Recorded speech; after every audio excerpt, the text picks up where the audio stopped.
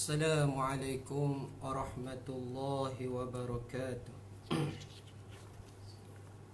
Alhamdulillahil qail A'udzu billahi minasy syaithanir rajim. Wa man ahsanu qawlan mimman da'a ila Allah wa 'amila salihan wa qala innani minal muslimin. Sadaqallahul azim. Wassalatu wassalamu ala habibina al-mustafa Sayyidina Muhammadin sallallahu alaihi wasallam wa ala alihi wa ashabihi wattabi'ina wa man tabi'ahum bi ihsanin ila yaumiddin, amma ba'du.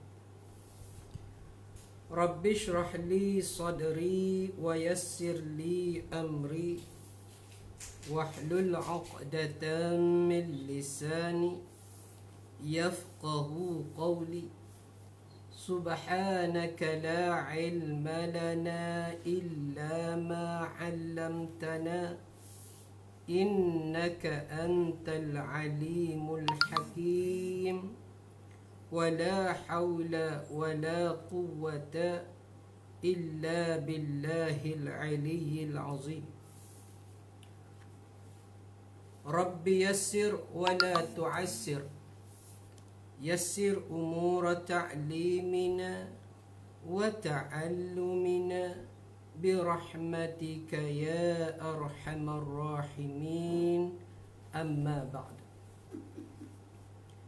Jadi malam ni insya-Allah kita akan melihat kepada beberapa ayat-ayat Allah Subhanahu wa taala dan juga hadis Nabi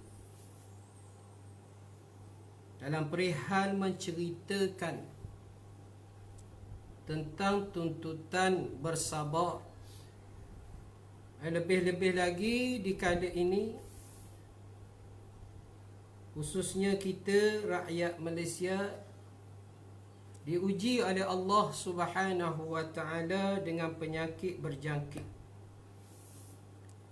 Dengan perintah sabar, duduk dalam rumah, kita ambil peluang daripada masa dan kelapangan yang diberikan oleh Allah Subhanahu wa taala untuk kita tengok dan perhatikan beberapa keterangan-keterangan Allah Subhanahu wa taala. Jadi tajuk yang kita akan bincang pada malam ni adalah tajuk yang berkaitan babus sabri. Bab pada menyatakan sabar, di mana diambil atau dinakalkan daripada beberapa kitab, yakni kitab Riyadhus Salihin dan juga kitab Al-Azkar. Musannif kitab dia adalah Muhyiddin Abu Zakaria An-Nawawi. Allah Subhanahu wa taala berfirman, Ya ayyuhalladzina amanu isbiru wasabiru. Wahai orang-orang yang beriman, bersabarlah kamu ketika menghadapi segala kesusahan di dalam mengerjakan perkara-perkara yang baik,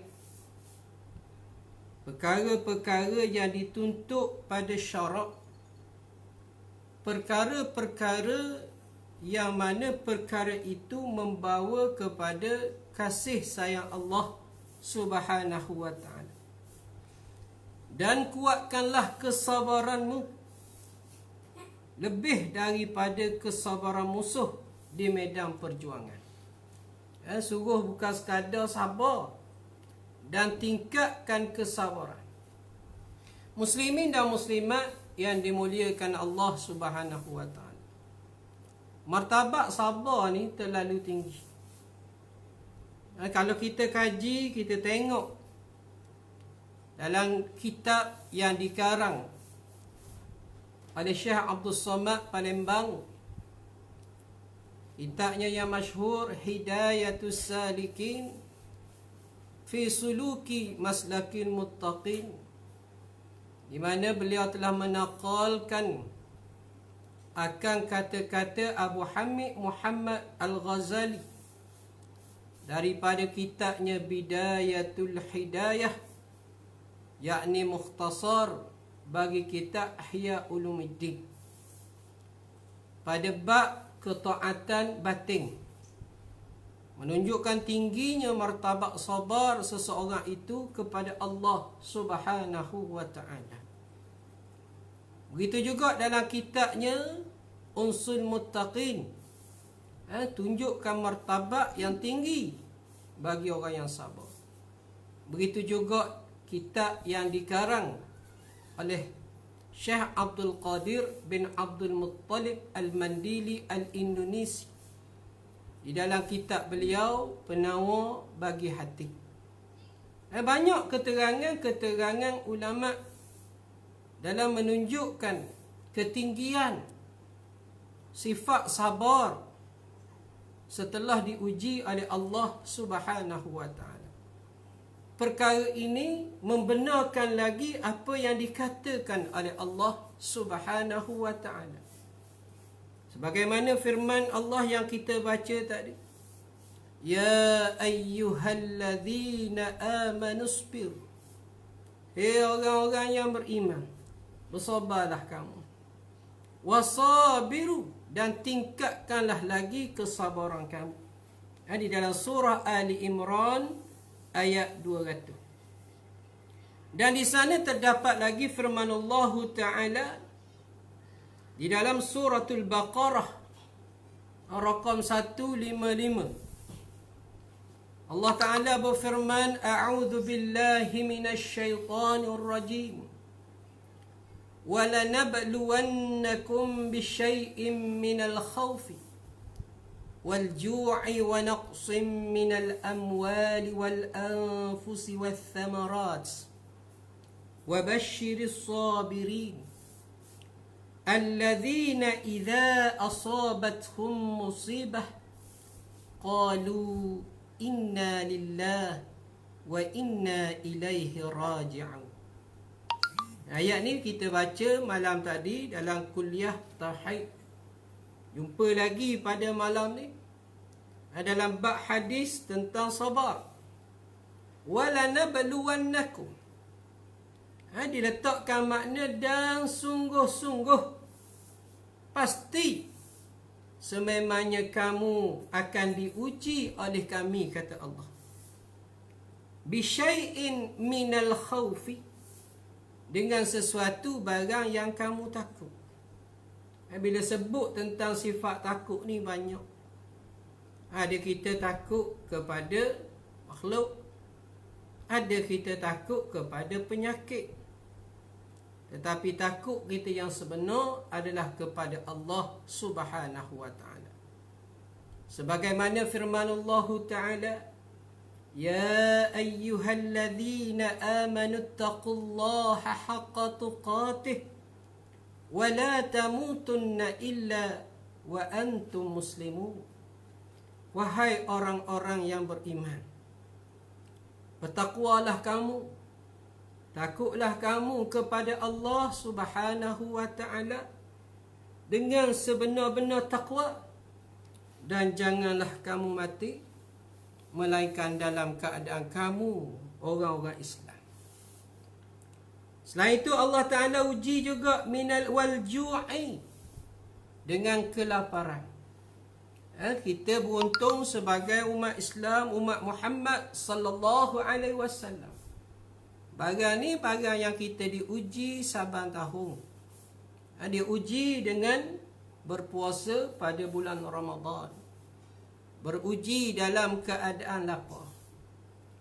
Sebagaimana firman Allah Ta'ala, Ya ayyuhalladzina amanu kutiba alaikumus siyam kama kutiba alal ladzina min qablikum la'allakum tattaqun. Wahai orang-orang yang beriman, diwajibkan ke atas kamu berpuasa sebagaimana difardukan, diwajibkan ke atas umat-umat sebelum kamu. Dan puasa khusus pada bulan Ramadan. Syahrul Ramadan alladhi unzila fihi al-Quran hudan linnas wa bayyinatin minal huda wal furqan. Faman syahida minkum asy-syahra falyasum. Ambil daripada faman syahida minkum asy-syahra falyasum. Ini balik kepada kullu amrin lil wujubi pada kaedah usulul fiqh. Wa naqsim minal amwal, kekurangan harta benda. Benda inilah yang berlaku pada hari ini. Allah uji kita dengan tak boleh keluar rumah, tak boleh nak cari rezeki, tak boleh nak cari ataupun nak duduk luar cari harta yang lebih. Ini ujian daripada Allah Subhanahu wa ta'ala. Dan benda ni memang Allah sebut pasti akan diuji dan tetap akan berlaku. Wal anfusi, dan kematian mereka-mereka yang kita kasihi. Kematian sanak saudara kita, kematian rakan-rakan kita. Dan hari ni kita dengar saban hari berita tentang kematian berlaku. Wathamarat, dan kemusnahan tanam-tanaman berlaku kepada Nabi Allah Ayyub alaihissalam. Allah uji dengan musnahnya segala ladang-ladang dia, musnahnya segala tanam-tanamannya. Ujian daripada Allah. Tetapi di sebalik ujian yang Allah Subhanahu wa ta'ala berikan kepada makhluknya, berikan kepada hamba-hambanya, Allah susuli dengan satu kata-kata gembira. Wabasyir, dan berilah berita gembira. Wabasyiris sabirin, berilah berita-berita gembira kepada mereka-mereka yang sabar dengan apa yang diuji oleh Allah Subhanahu wa ta'ala. Siapa mereka ni? Maka disambung ayatnya, allazina idza asabatuhum musibat. Yakni mereka-mereka yang apabila tertimpa atas mereka atau menimpa atas mereka musibah, akan sesuatu ujian, qalu, maka mereka berkata, inna lillahi wa inna ilaihi raji'un. Kami semua milik Allah dan kepada Allah kami semua akan dikembalikan. Raji'un dengan isim fa'il. Makna kita ni orang yang fa'il, balik kepada Allah. Inna lillah, kita ni semua hak milik Allah, untuk Allah. Wa inna raji'un, kalau kita baca wa inna ilaihi raji'un, ai bermakna wa innana raji'una ilaihi. Wa innana raji'una ilaihi bermakna, dan sesungguhnya kita, wa inna, nahnu, nahnu menjadi inna yang kedua itu menjadi isim kepada inna. Raji'un, kita ni orang yang akan balik ilaihi, kepada Allah Subhanahu wa ta'ala. Allah juga berfirman di dalam surah Az-Zumar ayat 10, innama yuwaffas sabiruna ajrahum bighairi hisabin. Sesungguhnya yuwaffas sabirun, orang-orang yang sabar sahaja, yuwaffas sabiruna ajrahum, yang akan disempurnakan pahalanya, bighairi hisabin. Hak ni hak besar. Allah janji atas orang sabar dengan pahalanya tanpa hisab, tanpa hitung di sisi Allah Subhanahu wa taala. Di dalam kitab Al-Yawaqit wal Jawahir, karangan Syekh Abdul Wahhab Asy-Sya'rani, yang diterjemahkan ke dalam bahasa Jawi oleh Idris Simbawi, pada satu bab menceritakan bagaimana Allah Subhanahu wa taala makzirah, mana Allah Taala tu rasa malu. Rasa malu bila berhadapan dengan makhluk-makhluknya yang sabar. Allah rasa malu. Sebab apa? Allah Ta'ala letakkan ujian begitu kepada hamba-hamba dia. Tidak lain dan tidak bukan, melainkan untuk angkat martabat mereka. Yakni orang-orang yang sabar, orang yang akan masuk syurga tanpa hisab. Orang-orang yang sabar adalah mereka-mereka yang akan memerhatikan manusia-manusia yang lain. Dihitung akan amalnya satu persatu di sisi Allah Subhanahu wa taala. Ini besarnya ganjaran bagi orang yang bersabar pada jalan Allah Subhanahu wa taala. Firman Allah Taala, "Wala man sabara wa ghafara inna dhalika lamin azmil umur." Walaman, dan dalam pada itu ingatlah orang yang sabar. Walaman, dan ingatlah bagi orang yang sabar. Wa ghafara, dan memaafkan orang lain. Duduk dua sekali. Sabar dosa hal, lepas tu pula maafkan kesalahan orang lain. Inna dhalika lamin azmil umur. Sesungguhnya yang demikian itu adalah daripada perkara-perkara yang dikehendaki diambil berat, yang perlu dicaknakan.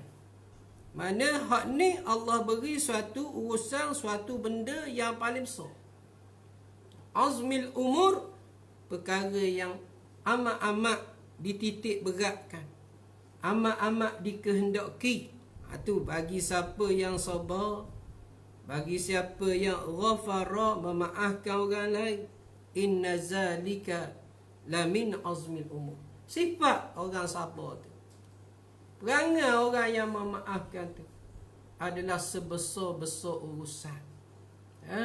Azmil umur, benda-benda yang katanya amat-amat dititik berat, anak royaknya besar, ganjaran mereka yang sabar dengan ujian Allah Subhanahu wa taala. Di dalam ayat yang lain, yakni pada suratul Baqarah rakam 153, Allah Ta'ala berfirman, "Wasta'inu", dan mintalah tolong akan kamu. Jadi kamu semua ni mintalah tolong. Tolong dengan siapa? Dengan Allah. Wasta'inu, dan minta tolonglah kamu semua dengan Allah. Bis-sabri, dengan keadaan musabar. Minta dalam keadaan musabar, dan disusuli wassalah, dan disusuli dengan sembahyang. Innallaha ma'as sabirin. Kerana sesungguhnya Allah Ta'ala itu berserta dengan orang-orang yang sabar. Inilah perbuatan-perbuatan yang dilakukan oleh para anbiya. Mereka sabar, kemudian mendirikan salat, bermunajat kepada Allah. Dan inilah yang diajar kepada kita pada hari ini. Bila Allah Ta'ala uji kita dengan kedatangannya penyakit ni, bersabar kita dan banyak mendirikan salat. Bangkit kita mendirikan ibadat kepada Allah Subhanahu wa taala. Memperbanyakkan munajat kita kepada Allah Subhanahu wa taala. Kerana mungkin Allah Ta'ala pada diri kita ni banyaklah lama dah kita dah ingat Allah. Maka Allah menjentik pada hati-hati kita supaya kita kembali ingat kepada Allah. Wasta'inu, dan minta tolonglah semua dengan Allah. Bis-sabri, dalam keadaan sabar. Was-salati, dan disusuli dengan sembahyang. Innallaha ma'as-sabirin, kerana Allah Ta'ala berserta. Makna Allah Ta'ala itu memberi bantuan. Allah Ta'ala itu sayang. Allah Ta'ala itu kasih kepada mereka yang sabar. Di sana nanti kan, kejap lagi kita akan cuba buka daripada kitab Al-Azkar Imam Nawawi, beberapa zikir-zikir yang diajar oleh Rasulullah sallallahu alaihi wasallam ketika kita menghadapi musibah.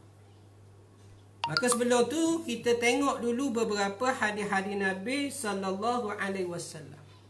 Kita bawa tadi tentang beberapa ayat-ayat Allah.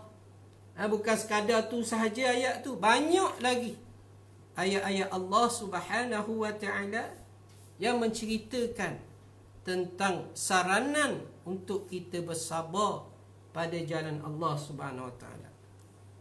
Hadis yang pertama tentang sabar di dalam kitab Riyadhus Salihin.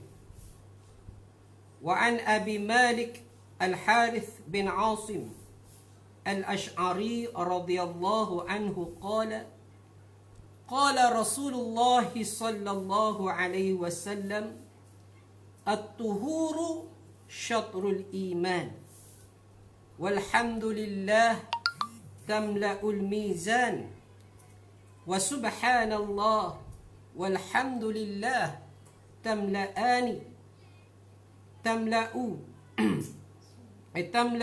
au tamla'u ma baina as-samawati wal ard was-salatu nurun was-sadaqatu nurun was-sadaqatu burhanun was-sabru diya'un wal-qur'anu hujjatun laka au 'alayka kullu an-nasi yaghdu faba'i'u nafsahu famu'tiquha au mubiquha.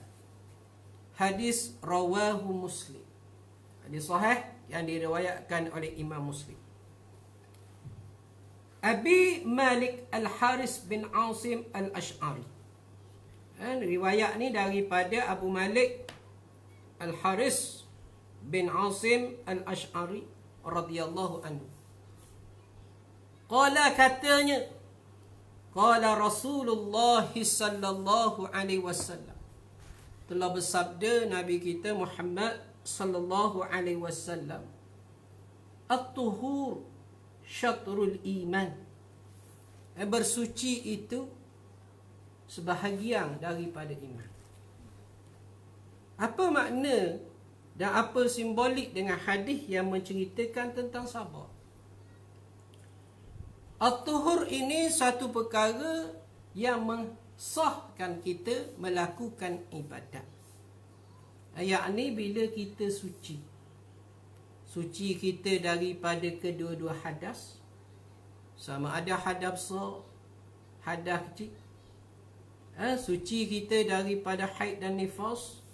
Semuanya sabar kita sebab nak melakukan ibadat terhadap Allah Subhanahu wa ta'ala. Dan bersuci itu satu tuntutan pada syarak.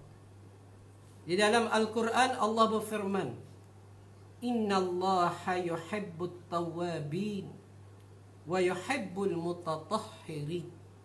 Sesungguhnya Allah Ta'ala itu mengasihi orang-orang yang bertaubat, dan Allah Ta'ala itu mengasihi orang-orang yang bersuci. Walaupun makna di situ ada dua tafsiran ulama tentang mutatahhirin, tapi salah satunya bersuci. Walhamdulillah tamla'ul mizan.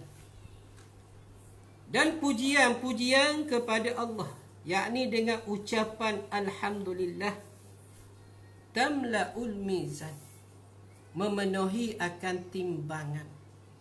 Muslimin dan muslimat yang dimuliakan Allah, kalimah alhamdulillah yang disebut khafifatani fil lisan wa saqilatani fil mizan, inilah salah satunya kalimah alhamdulillah yang kita kata tak siapa pun 3 saat kalau sekali sebut. Dan tetapi pahalanya yang diberi oleh Allah Subhanahu wa taala terlalu besar. Tamla'ul mizan, memenuhi akan neraca al-mizan. Wa subhanallah walhamdulillah tamla'ani atau tamla'u ma bainas samawati wal ard. Allahu ya karim. Dan kalimah subhanallah, alhamdulillah, tamla'ani, makna kedua-duanya memenuhi. Kalimah tu saja subhanallah walhamdulillah memenuhi. Au tamla'u ma bainas samawati wal ard, memenuhi akan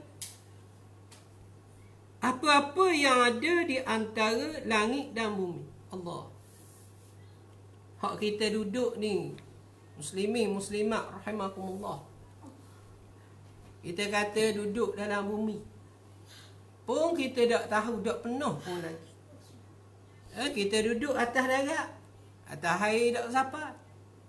Kita tak duduk pada udara, tu pun kita tak tengok kebesaran, besar mana pun lagi bumi. Tapi Allah sebut tamla'a, disebut oleh Nabi, tamla'u ma bainas samawati wal ard, memenuhi langit dan bumi. Allahu akbar. Makna besarnya itu yang dikatakan oleh Nabi, 2 kalimah, kalimatani khafifatani fil lisani wa thaqilatani fil mizan. 2 kalimah yang disebut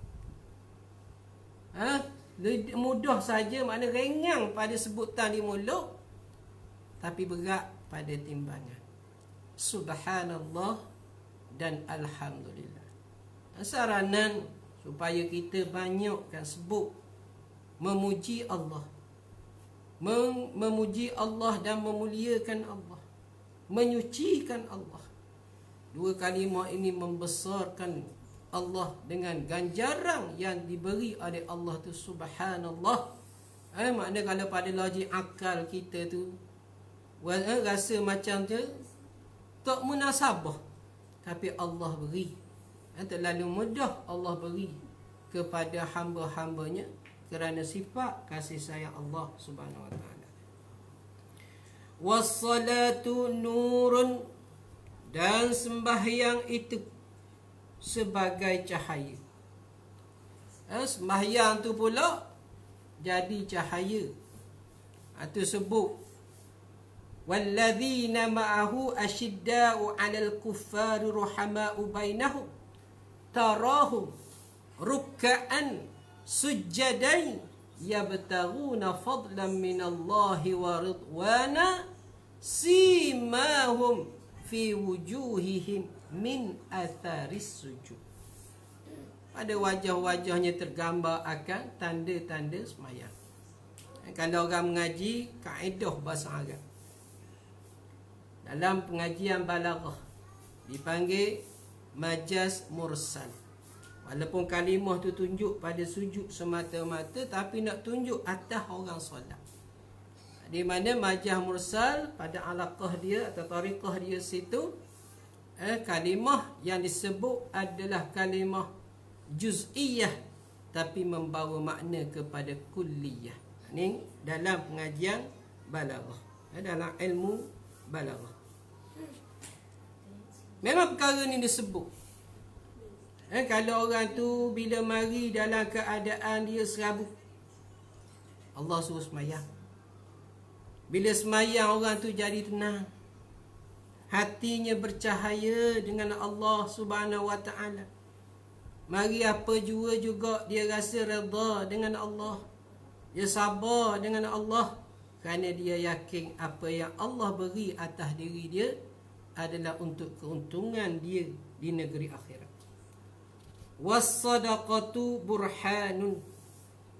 Dan sedekah itu pula sebagai bukti keimanan kita kepada Allah. Sanggup membelanjakan hartanya ke jalan Allah kerana nak mengharapkan keridaan Allah. Wa man yuqridullaha qardan hasana fayudha'ifahu lahu ad'afan mudha'afah wallahu yaqbidu wa yabsutu wa ilaihi turja'un. Banyak ayat-ayat Allah tunjuk tentang kehebatan orang yang bersedekah. Sabar dia mengeluarkan hartanya demi menegakkan agama Allah. Was-sabru diya'un. Dan sabar itu sebagai sinaran. Dia sebut satu-satu. Mula dengan sembahyang. Sembahyang pula lepas tu dengan sedekah. Sanggup korban. Sembahyang pun bagi orang sabar. Sedekah pun bagi orang sabar. Maka terpancarlah sabar atas dengan sebab sembahyang dia. Terpancarlah sabar dia atas dengan sebab sanggup membelanjakan harta dia pada jalan Allah Subhanahu wa ta'ala. Semua kena sabar. Sembahyang ni berat. Bukan semua orang mampu sembahyang dalam keadaan khusyuk, melainkan hatinya betul-betul sabar kepada Allah. Bermula daripada takbiratul ihram sehinggalah memberi salam yang pertama. Sabar dia menahan diri dia daripada segala perkara-perkara yang dilarang oleh Allah ketika solat. Menahan hati dia daripada mengingati barang yang lain melainkan Allah. Itu kata perlu pada sabar. Itu sebut dalam Al-Quran, wa innaha lakabirah illa 'alal khashi'in. Sembahyang ni berat melainkan atas orang-orang yang khusyuk kepada Allah. Kemudian sanggup membelanjakan harta. Innallaha ashtara minal mu'minin anfusahum wa amwalahum bi anna lahumul jannah. Allah Ta'ala tu bahaya orang yang mengorbankan hartanya, mengorbankan dirinya pada jalan Allah. Bayar dengan apa? Bayar dengan syurga. Dah, adakah itu tidak memerlukan kepada kesabaran? Allahu Akbar. Hebatnya ganjaran yang Allah nak beri. Itu mari wasabru dia. Wal Qur'anu hujjatun laka aw alaika. Seterusnya Quran pula. Jadi hujah atas kita. Dan hujah penolong kita. Tu kalau kita kata kalau ni dengan maknanya Quran ni, kalau kita buat faham dengan kehidupan.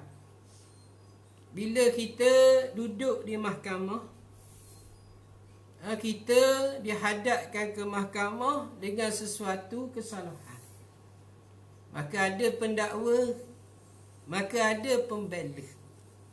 Hak dakwa kita adalah nak jatuhkan sehingga kita jatuh hukum, dijatuhkan hukuman. Hak menjadi pembela kita nak selamatkan kita daripada dijatuhkan hukuman. Itu jadi begitu juga pada Quran. Hujjatun laka aw alaika. Quran ni akan jadi penyelamatmu. Dan Quran juga akan jadi pendakwamu. Quran bukan sekadar dibaca. Berkata Dr. Wahbah Az-Zuhaili dalam kitabnya Tafsir Al-Munir tentang hubungan manusia atau adab-adab manusia dengan Al-Quran. Ketika di Quran dibaca, ada 4 perkara yang perlu ada pada kita. Yang pertama, kita bila dengar Quran, simak. Kita simak, kita dengar. Dan bila kita dengar, kita diam. Jangan pula orang duk baca Quran, kita cakap. Maknanya pertama tadi dia kata sukutun, kita diam. Sukut, diam, senyap. Kedua, simak. Bila Quran dibaca, kita diam dan kita dengar. Yang ketiga, tadabbur, kita memerhatikan akan makna-maknanya. Dan yang keempat, im'an, kita mengamati dan beramal dengan segala isi kandungan yang berupa perintah sekalipun ataupun larangan daripada Allah Subhanahu wa taala. Tu adab kita. Bila kita dengar je bacaan Al-Quran, sukut, diam. Simak, dengar. Tadabbur, perhati makna im'an, jadikan benda tu kehidupan kita. Itu syarat pada Quran. Jadi itulah, bila orang ada benda ni atas diri dia, maka Quran jadi hujjatun laka, menjadi penolong bagi dia di negeri akhirat. Au alaika, ataupun juga jadi pendakwa. Ini memang berlaku. Allah sebut dalam Al-Quran tentang Bani Israel. Walaupun ayat ni khusus dituju pada Bani Israel, kaedah penafsiran Al-Quran, al-ibratu bi umumil lafzi la bi khususis sabab. Di mana Allah sebut bila mereka ni dengar Quran, mereka tahu kedatangan Nabi Muhammad. Alladzina atainahumul kitab ya'rifunahu kama ya'rifuna abna'ahum wa inna fariqan minhum la yaktumuna al-haqqa wa hum ya'lamun. Orang yang dikurniakan kitab kepada mereka, ya'rifunahu, mengenal akan dia, yakni Nabi Muhammad sallallahu alaihi wasallam, kama ya'rifuna abna'ahum, sebagaimana dia lebih kenal Nabi itu macam dia kenal anak-anak dia. Wa inna fariqan minhu, akan tetapi sebahagian daripada mereka, la yaktumunal haqqa, menyembunyikan kebenaran. Wa hum ya'lamun, dalam keadaan dia tahu benda tu dan dia menyembunyikan. Begitu juga dalam ayat-ayat lain. Ayuharrifunahu min ba'di ma aqaluh wa hum ya'lamun. Mereka mengubah apa yang dikehendaki dalam Al-Quran. Min ba'di ma aqaluh, setelah mereka belajar, setelah mereka faham, selepas mereka tahu. Sebab apa? Nak jaga kehidupan mereka atas dunia. Tak rasa yang benda tu akan mengazab mereka di negeri akhirat. Ini sebut au alaika. Quran ni yang akan jadi pendakwa atas manusia ni di negeri akhirat. Kullun nasi yaghdub. Semua manusia di pagi-pagi lagi, faba'i'u nafsahu, yang menjual dirinya. Ini musyahid ni orang panggil tasbih, menjual diri dia. Setiap pagi manusia tu menjual diri dia. Ini tasbih. Tunjuk bukan jual diri, kata kita pergi pasar, aku jual. Ada. Jual diri sendiri ni makna apa?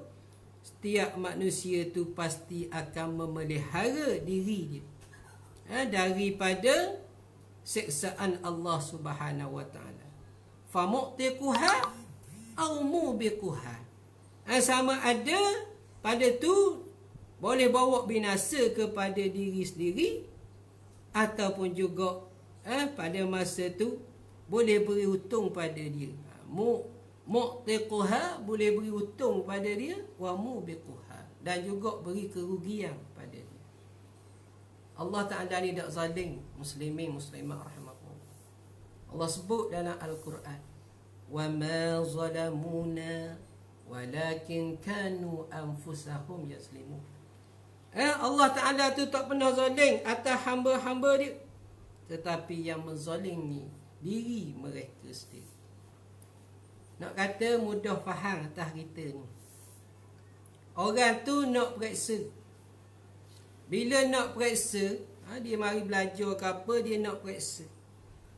Bila nak periksa, mari khetah, tiba-tiba sepatut periksanya tajuk ni, ataupun perihal bab ni. Contohlah mengaji bab fiqh, periksa sepatut jawab bab fiqh. Tiba-tiba mari soalan bab tafsir. Tu orang kata zalim. Buat soalan royak suruh ngaji fiqh. Mari berasa buat tafsir. Tu zalim. Tapi kalau kata aku nak win soalan fiqh. Royak dah nak win soalan fiqh. Jadi pergi baca buat tafsir. Ada faedah tak? Tu kata, siapa awak zalim? Tok guru dia kata dah, aku nak tanya mu bab fiqh ni. Balik ngaji lah dah. Bila balik ngaji, duk pergi ngaji kitab lain. Kitab cerita bab tafsir, cerita bab tauhid. Tiba-tiba soalan tu pergi bab fiqh. Kita kata zalim tok guru. Tak. Tok guru tak zalim saat tu, sebab ia beri dah soalan, dia royak soalan fiqh. Yang mudah pergi baca. Ni nak royak. Gitulah kita dengan Allah tu bayangan atas dunia. Atas makhluk. Maknanya Allah Ta'ala tu dah zalim. Allah Ta'ala kata dah, jalan ni tuju ke syurga. Jalan ni tuju ke neraka. Kalau mu buat gini, mu beroleh syurga. Kalau mu buat gini, beroleh neraka. Siapa yang pilih? Siapa yang pilih? Ini ikhtiar atas manusia untuk pilih jalan mana yang ditujui. Muslimin dan muslimat yang dimuliakan Allah.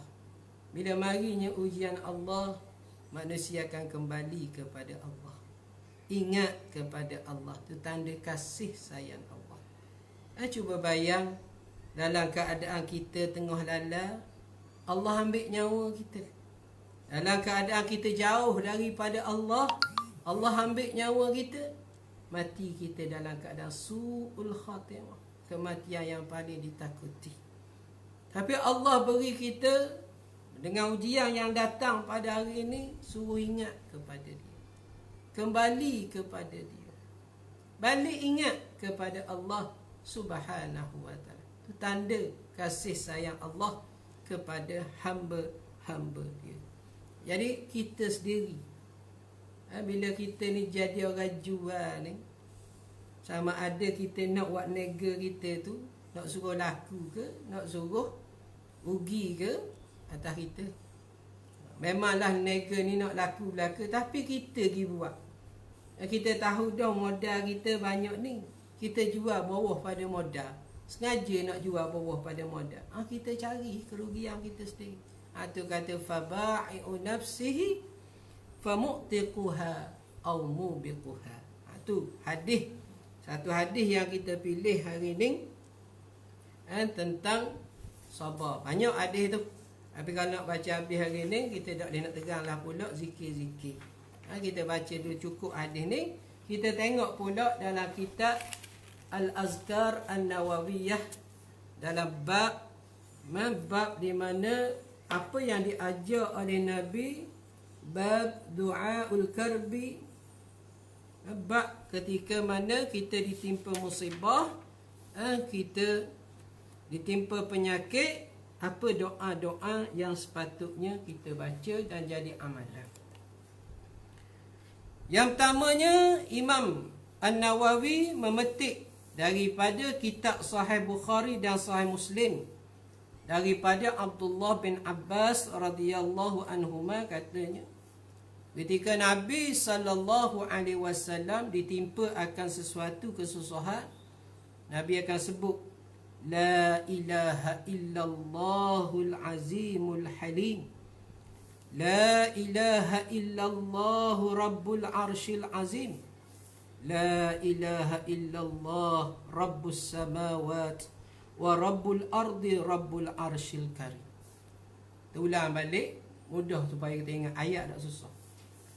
La ilaha illallah al-azimul halim. Itu pertama. La ilaha illallahul azimul halim. Kedua, la ilaha illallah rabbul arshil azim. Yang ketiga, la ilaha illallah rabbus samawati wa rabbul ardi rabbul arshil karim. Boleh cari benda tu, jika benda rekah je, bukannya susah. Banyak dalam kitab-kitab, boleh rujuk kitab Al-Azkar. La, sekali lagi kita sebut, la ilaha illallahul azimul halim, La ilaha illallah rabbul arshil azim. La ilaha illallah rabbus samawati wa rabbul ardi rabbul arshil karim. Itu salah satu yang Nabi baca ketika ditimpa akan sesuatu kesusahan. Melainkan dalam riwayat Muslim ditambah iza hazabahu amrun. Bila Nabi ditimpa kesusahan, Nabi sebut perkataan La ilaha illallahul azimul halim. La ilaha illallahu rabbul arshil azim. La ilaha illallahu rabbus samawati wa rabbul ardi wa rabbul arshil karim. InsyaAllah benda ni kita akan boleh dengar ulang-ulang, kita boleh ingat. Itu satu zikir yang boleh kita amal, yang diajar oleh Rasulullah sallallahu alaihi wasallam, lebih-lebih lagi dalam keadaan sekarang bila kita ditimpa akan kesusahan. Yang lainnya seperti mana dalam kitab Imam Tirmizi, dalam Sunan Tirmizi, riwayat daripada Anas radhiyallahu anhu, di mana Nabi sallallahu alaihi wasallam membaca apabila ditimpa sesuatu kesusahan, ya hayyun ya qayyum, ya hayyu ya qayyum birahmatika astaghith. Ya hayyu ya qayyum birahmatika astaghith. Wahai Tuhan yang maha hidup, wahai Tuhan yang maha kuat, diri dia dengan sendiri, birahmatika dengan rahmatmu, nastaghith kami minta tolong. Benda ni diajar oleh Tuan Guru Haji Saleh pada anak-anak murid dia. Tuan Guru Haji Saleh, ulama di Kedah, ajar. Dia ajar itu masa tu, ajar dengan beri kepada anak-anak murid dia biar lafaz betul-betul. Ya hayyu ya qayyum birahmatika astaghis. Dia ajar, dengan rahmatmu kami minta tolong. Dan ni memang kita diajar ya hayyu ya qayyum. Ni Nabi ajar birahmatika nastaghis. Ni dua zikir yang kedua yang boleh kita sebut ketika mana kita ditimpa akan kesusahan. Kalimah yang ketiga, subhanallahil azim. Kalau nak tambah sikit lagi, subhanallahil azim wa bihamdih. Ini zikir yang diajar oleh Nabi untuk 100 kali pagi, 100 kali petang. Biasanya lepas pada kita baca maksurah, subhanallahil azim wa bihamdih, subhanallahil azim wa bihamdih. Baca 100 kali pagi, baca 100 kali petang. Dan ni juga yang Nabi bawa. Sebagaimana diriwayatkan dalam kitab Sunan Tirmizi daripada Abu Hurairah radhiyallahu anhu, bila Nabi ditimpa kesusahan, maka Nabi menadahkan tangannya ke langit dan mengucapkan subhanallahil azim, subhanallahil azim. Kita tambah subhanallahil azim wa bihamdih, atau subhanallah wa bihamdihi al-azim. Dua tu kita boleh buat zikir 100 kali waktu pagi, 100 kali waktu petang. Nak buat lebih banyak lagi, alhamdulillah, tak kisah dia tak ada bilangan tertentu, boleh buat banyak. Dah kata ada hak bilangan tertentu, itu hanya tajribah. Apa makna tajribah? Pengalaman awliya ulillah, ulama-ulama dulu, dia jadi amal dengan bilangan tertentu, tu pengalaman atas diri dia, tu dipanggil tajribah. Doa yang biasa kita baca, Allahumma atina fid dunya hasanah wa fil akhirati hasanah wa qina azabannar. Ini doa yang Nabi paling banyak baca. Allahumma atina fid dunya hasanah wa fil akhirati hasanah wa qina azabannar. Dalam kitab Sahih Bukhari dan Sahih Muslim riwayat Anas radhiyallahu anhu, doa Nabi yang terbanyak adalah Allahumma atina fid dunya hasanah wa fil akhirati hasanah wa qina azabannar. Ini yang kita baca semua dah. Kita baca dengan ayat Quran, Rabbana atina. Rabbana atina, Allahumma atina, bendanya sama maksudnya sama. Allahumma, ya Allah. Rabbana, wahai Tuhan kami. Allahumma, kalau orang mengaji juga dalam bahasa Arab, di situ ada huruf nida. Allahumma ada nida, yang mana nakirah itu nakirah maksudah. Allahumma atina fid dunya hasanah wa fil akhirati hasanah wa qina azabannar. Imam Muslim dalam riwayat dia tambah, apabila Anas nak berdakwah, dia mula dengan membacanya, dan apabila berdoa dia memasukkan doa tersebut ke dalam doanya. Ini Anas, bila dia nak sampaikan dakwah, dia baca doa. Dan bila dia berdoa, dia tak pernah tinggal doa. Itu doa yang kita sejak daripada kanak-kanak dia ajar. Rabbana atina fid dunya hasanah wa fil akhirati hasanah wa qina azabannar. Tapi bila besar, tak teringat nak baca doa tu deh. Kita tengok budak-budak boleh ingat doa ni. Tapi bila kita besar, sebab lidah kita kurang nak sebut nama Allah. Lidah kita kurang nak ingat nama-nama Allah, nak ingat kepada Allah, maka doa yang ringkas ni juga jadi kita tak ingat. Jadi balik kita semula kepada Allah, sebut banyak-banyak doa yang Nabi ajar kepada kita. Dan antaranya dalam kitab Sunan An-Nasa'i dan kitab Ibn Sunni, daripada Abdullah bin Ja'far dari Ali radhiyallahu anhuma, dia berkata Rasulullah sallallahu alaihi wasallam dia baca doa ini dan perintahkan aku untuk baca apabila aku ditimpa satu musibah.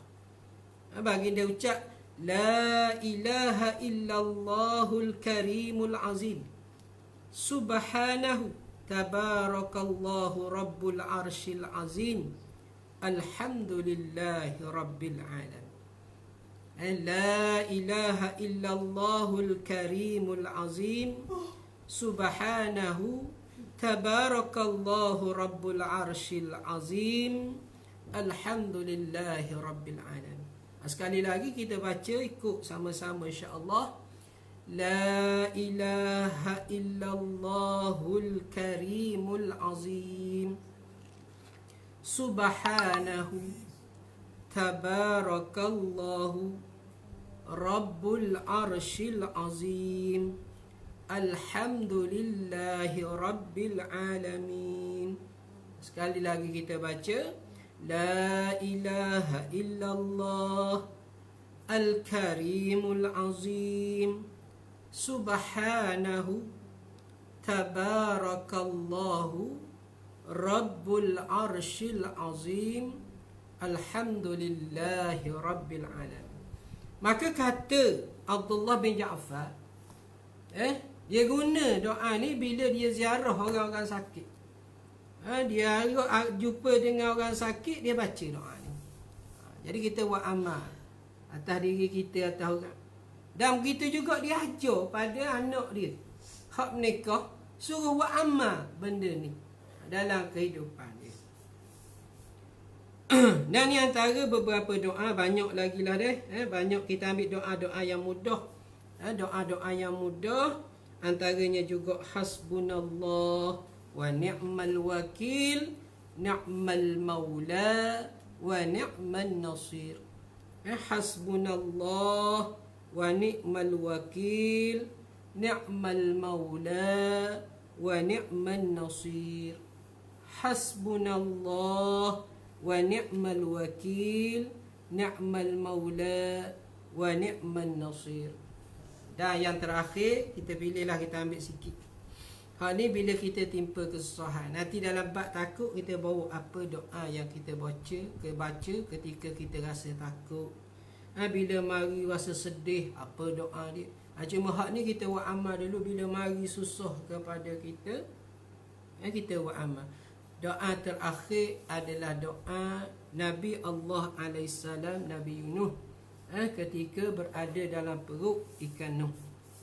Dia apa disebut doa Nabi Yunus ni? Nabi ajar, la ilaha illa anta subhanaka inni kuntu minaz zalimin. La ilaha illa anta subhanaka inni kuntu minaz zalimin. La ilaha illa anta subhanaka inni kuntu minaz zalimin. Itu doa Nabi Yunus alaihissalam. Biasanya doa ni kita baca pada sujud yang terakhir ketika kita menunaikan sembahyang hajat. InsyaAllah benda yang kita bincang malam ni ambil iktibar dan kita buat amal, insya-Allah. Ada banyak-banyak lagi lah. Ada zikir selawat-selawat tertentu. Selawat yang masyhur, selawat nariyah atau panggil selawat kamilah. Apa juga jadi amalan bila kita timpa susah, insya-Allah Allah Ta'ala beri ketenangan, bantuan. Kita bercakap atas tajribah, insya-Allah. Setakat tu dulu kita buat amal. Kita tengok, kita buat amal, ambil iktibar. Dan ingatlah apa yang Allah Ta'ala bawakan kepada kita sekarang ini adalah tanda kasih sayang dia untuk angkat martabat. Sebab kalau tidak, mungkin kita dah ingat kepada Allah Subhanahu Wa Ta'ala. Ataupun mungkin pada hari ini kita masih lalai dalam kehidupan bermasyarakat yang jauh daripada pertolongan Allah. Bila sahaja dunia ini tidak lagi takut kepada Allah, maka turunlah bala Allah Subhanahu Wa Ta'ala. Moga-moga dalam keadaan Allah turunkan ujian ini, kita sedar, kita balik kepada Allah. Dan lain kata suatu masa Allah panggil kita menghadapnya, kita mati dalam keadaan husnul khatimah, insya-Allah. Wallahu a'lam. Bismillahirrahmanirrahim. Alhamdulillahi rabbil alamin. Wassalatu wassalamu ala ashrafil anbiya'i wal mursalin, Sayyidina Muhammad wa ala alihi wa sahbihi ajma'in. Allahumma ahsin akhlaqana bi akhlaqil Qur'an. Allahumma nawwir qulubana bi hidayatil Qur'an. Allahumma ja'alil Qur'ana hujjatan lana wa la hujjatan alaina. Allahumma zidna ilma warzuqna fahma. Allahumma faqihna fid din wa na'malu bihi. Allahumma inna nastawdi'uka ma 'allamtana fardudhu ilayna waqta hajatana wa la tansana ya rabbal alamin. Allahumma iyyaka na'budu wa laka nusalli wa nasjud wa ilayka nas'a wa nahfiz narju rahmatak wa nakhsha 'adzabak inna 'adzabakal jidda bil kuffaril mulhid. Tahassamna bidhil 'arshil 'azim وتوكلنا على الحي الذي لا يموت. اكشف عنا الوباء والبلاء والفحشاء والعذاب. اكشف عنا الوباء والبلاء والفحشاء والعذاب.